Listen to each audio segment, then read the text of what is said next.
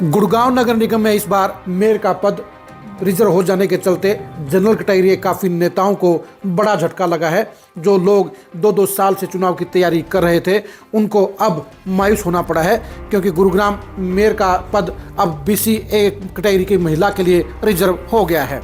इस मेयर पद के लिए बीजेपी ने जहां राजरानी मल्होत्रा को चुनावी मैदान में उतारा है, तो उनके मुकाबले के लिए कांग्रेस ने बीजेपी से बागी हुई सीमा पाहुजा को प्रत्याशी बनाया है। इन दोनों ही प्रत्याशियों को जितवाने के लिए जहां राव इंद्रजीत और राव नरवीर जुट गए हैं, वहीं पर मेयर के चुनाव के साथ साथ एक ऐसा पार्षद का चुनाव भी है, एक ऐसा वार्ड भी है जो बेहद खास बन गया है। ये कौन सा वार्ड है और गुरुग्राम में मेयर पद को लेकर क्या माहौल चल रहा है, ये जानने के लिए आज की इस खरी खरी खबर को आप गौर से देखिए।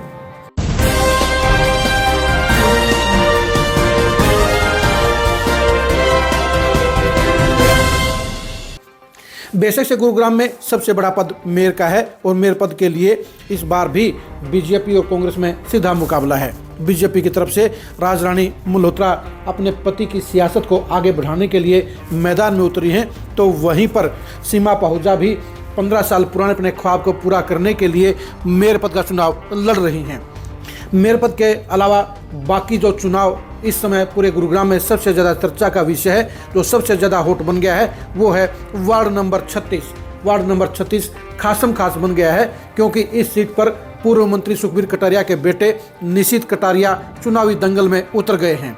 इस चुनाव के जरिए ही निशित कटारिया ने पोलिंग पॉलिटिक्स में एंट्री कर ली है, यानी वो सियासी मैदान में उतर गए हैं। निशित कटारिया ने नामांकन भरने के बाद पूरे जोर शोर के साथ अपना चुनाव प्रचार भी शुरू कर दिया है। वो अपने भाषणों में क्या कह रहे हैं, उनकी एक छोटी सी झलक आप खुद ही देखिए।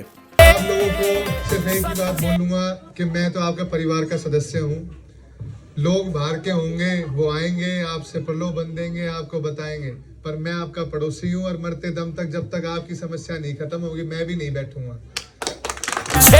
निशित कटारिया पूरे दलबल के साथ, पूरे दमखम के साथ चुनावी दंगल में उतर गए हैं। वो स्थानीय लोगों के साथ अपने अटैचमेंट को मुद्दा बना रहे हैं।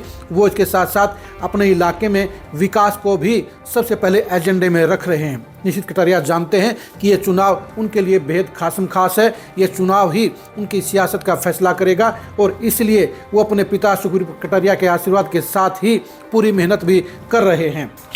बीजेपी ने निशित कटारिया के सामने वार्ड नंबर 36 से रेखा सैनी को मैदान में उतारा है। रेखा सैनी के पति दिनेश सैनी निवर्तमान पार्षद हैं।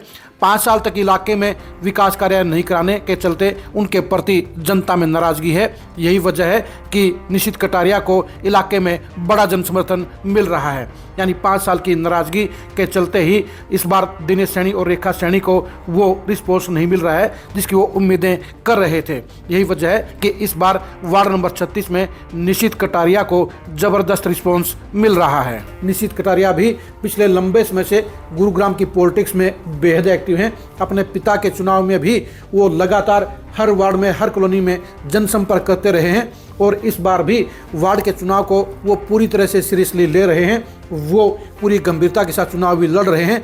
वो हर कॉलोनी में जाकर अपने मतदाताओं के साथ डोर टू डोर भी जनसंपर्क कर रहे हैं। यानी निशित कटारिया बखूबी इस बात को जानते हैं कि ये इलेक्शन उनके लिए बेहद अहमियत रखता है और इस अहमियत को पूरा करने के लिए और जीत के लक्ष्य को हासिल करने के लिए निशित कटारिया पूरी ताकत के साथ ही चुनाव में डट गए हैं। महज 3 दिन में ही उन्होंने माहौल को अपने पक्ष में बुनाने का काम कर दिया है और लोग भी उनके जनसंपर्क से, उनकी बातचीत की शैली से और उनके अपनेपन के व्यवहार से प्रभावित हो रहे हैं।